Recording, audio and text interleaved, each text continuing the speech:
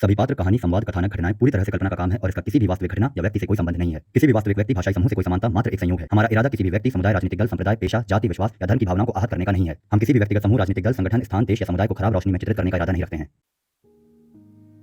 यूं तो उस खुदा को सबसे बड़ा चित्रकार कहा जाता है जिसने इस दुनिया को इतना खूबसूरत बनाया है।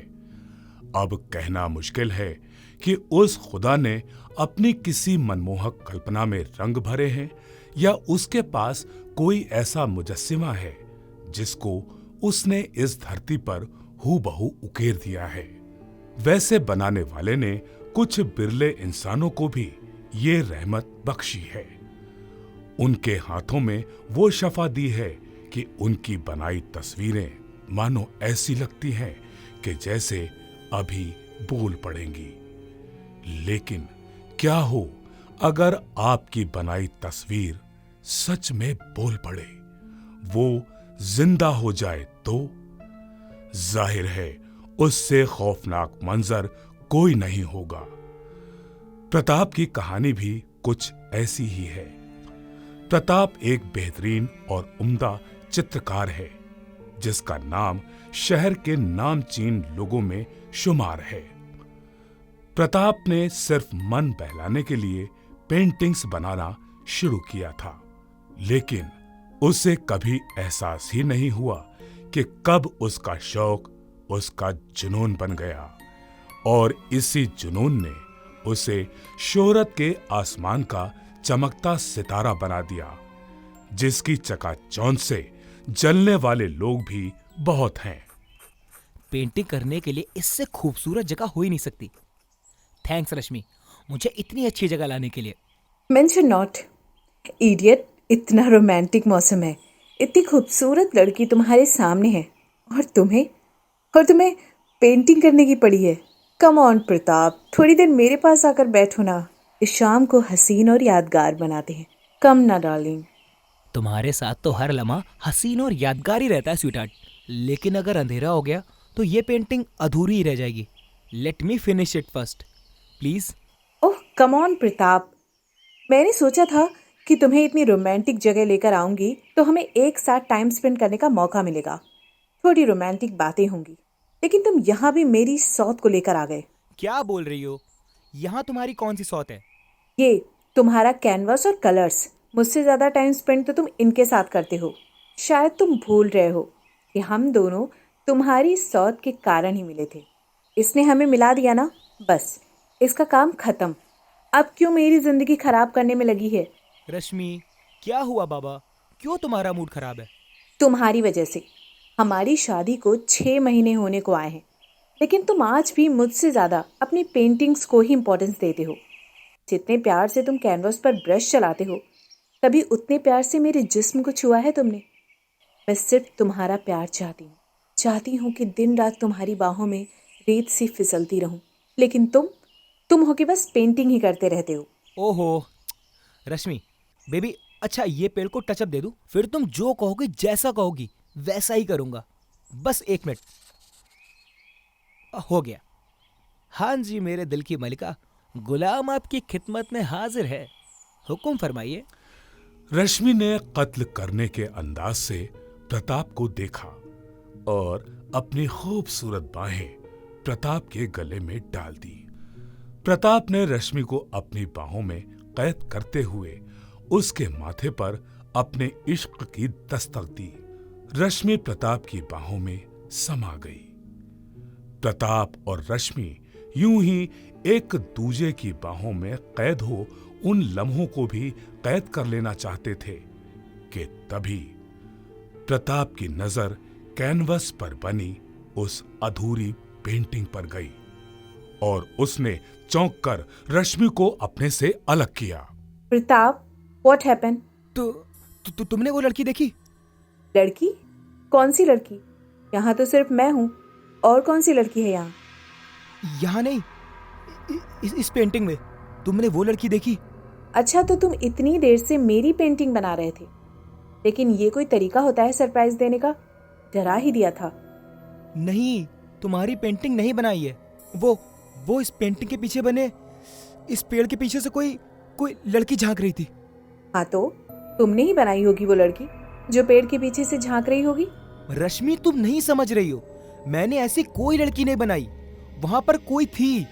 चिल प्रताप, वहाँ कोई लड़की नहीं है। अभी नहीं है, लेकिन मैंने लड़की देखी थी। तुम्हारी आंखों का वहम होगा। नहीं रश्मि, वहां पर एक लड़की थी। फिलहाल तो लड़की यहाँ है जो तुम्हारे प्यार के लिए तड़प रही है। लेकिन रश्मि ने प्रताप के होठों पर अपनी उंगली रखी और उसे शांत कराते हुए अंदर लेकर चली गई।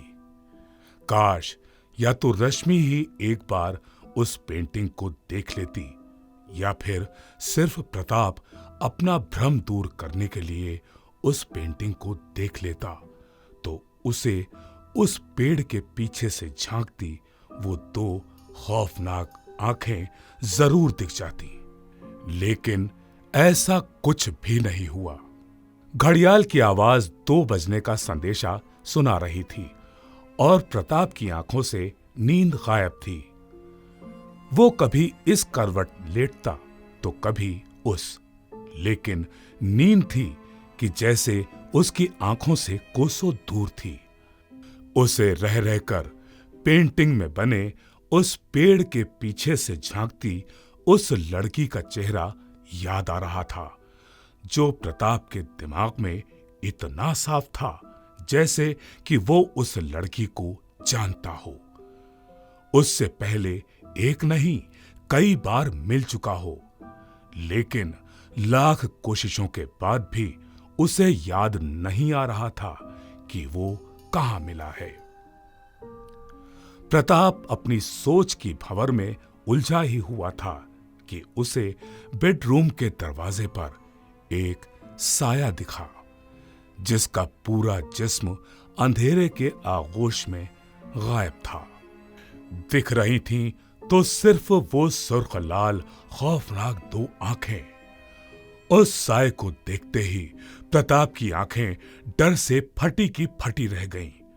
उसने बिस्तर पर हाथ मारते हुए अपने ठीक बगल में सो रही रश्मि को जगाने की कोशिश करी, लेकिन उसका हाथ किसी गीली सतह से टकराया और कुछ पानी की सी बूंदें प्रताप के चेहरे पर आकर लगीं।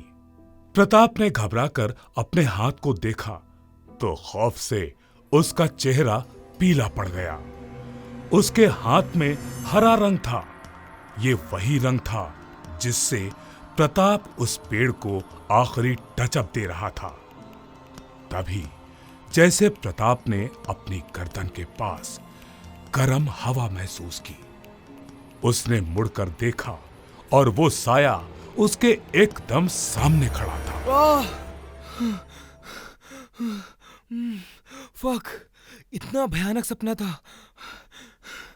ये प्रताप का सपना था जिसने उसकी रूह तक को कंपा के रख दिया था।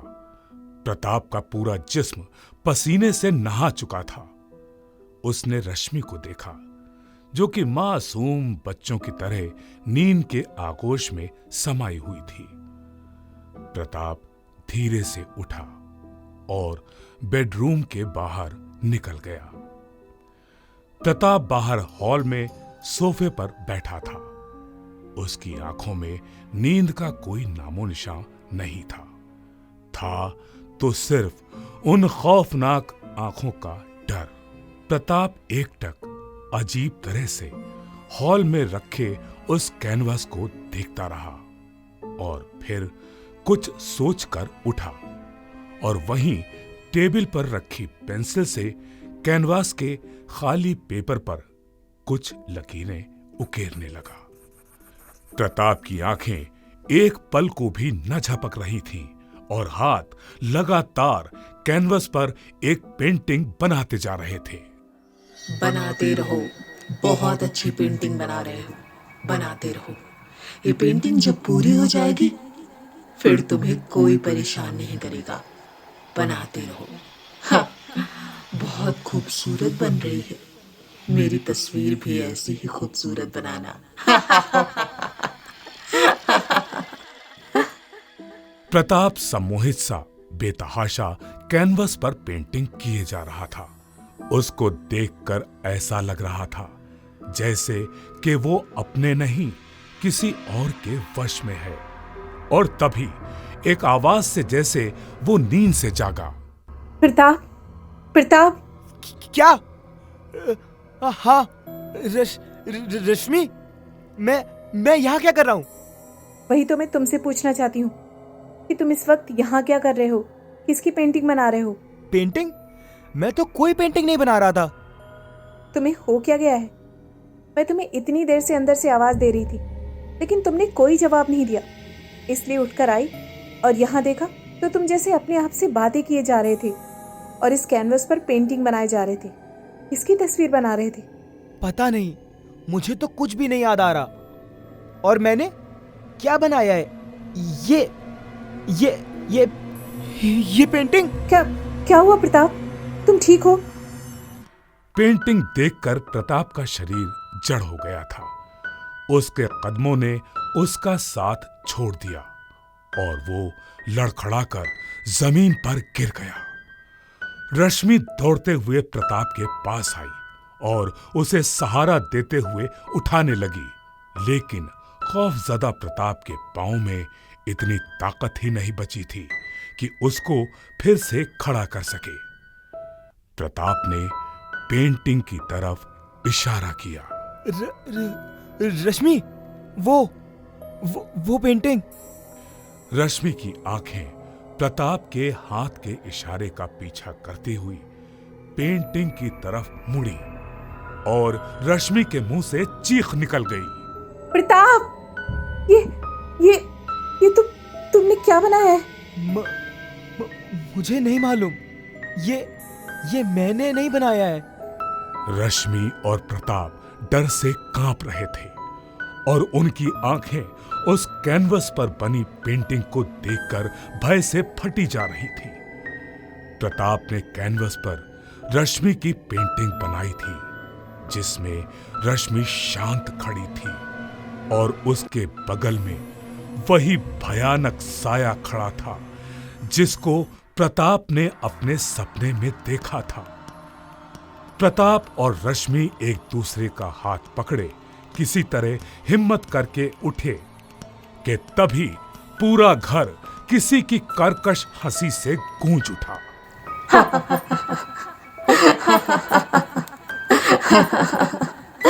ये पेंटिंग इसने नहीं, मैंने बनवाई है। प्रताप, अब तुम्हारी रश्मि हमेशा के लिए मेरे पास आ चुकी है। कौन है? क्या बकवास कर रहे हो? क्या मजाक है ये? रश्मि! मजाक नहीं, हकीकत है। अब ये कभी नहीं उठेगी। क्योंकि ये मेरी दुनिया में कैद हो चुकी है, इस पेंटिंग में कैद हो चुकी है।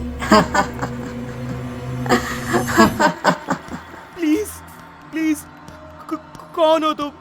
मेरी रश्मि को छोड़ दो। रश्मि, उठो, आंखें खोलो। रश्मि, आंखें खोलो। रश्मि, प्लीज आंखें खोलो। तुम्हारी रश्मि यहाँ नहीं, वहाँ है। गौर से सुनो, कोई लड़की मदद के लिए चिल्ला रही है शायद। प्रताप, प्लीज मुझे बचाओ। प्रताप, मुझे यहाँ से बाहर निकालो। प्रताप, हेल्प! मदद के लिए चिल्लाती रश्मि की आवाज उस पेंटिंग के अंदर से आ रही थी, लेकिन रश्मि कहीं नजर नहीं आ रही थी। बस नजर आ रही थी तो उस खौफनाक साए की वो सुर्ख लाल आंखें। रश्मि की मदद को पुकारती उस आवाज को उस साए की कर्कश रूह कपा देने वाली हंसी ने दबाना शुरू कर दिया और पूरा कमरा प्रताप की चीखों से गूंज उठा। रश्मि, प्लीज मेरी रश्मि को जाने दो। प्लीज।